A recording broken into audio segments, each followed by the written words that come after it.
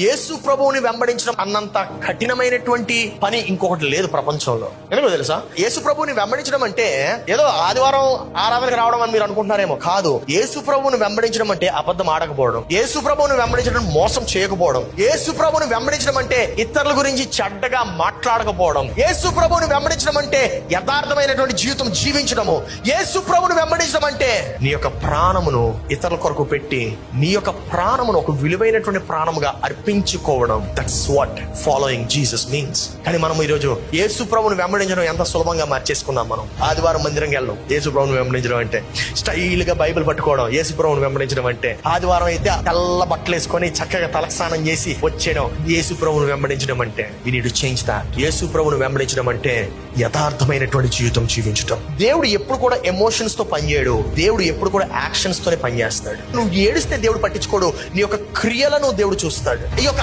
ఆరాధనకు ఎలా వస్తున్నావో చూడడు, నువ్వు ఎలా తిరిగి వెళ్తున్నావో చూస్తాడు. నువ్వు తిరిగి వెళ్ళిన తర్వాత నువ్వు ఏమైనా నిర్ణయం తీసుకుంటే ఆ యొక్క నిర్ణయానికి కట్టుబడి ఉంటున్నావా లేదో చూస్తాడు. అబ్రహాము నేను చేస్తాను ప్రభు అని చెప్పలే, ఆయన లేచి వెళ్ళాడు. అందుకే దేవుడు అబ్రహామును దీవించాడు. మనం ఏమీ యాక్షన్ తీసుకోవాలనుకోము. మార్పు లేకపోతే ఎలాగా? ఎందుకు ఆ జీవితం ఎందుకు పనికి వస్తుంది?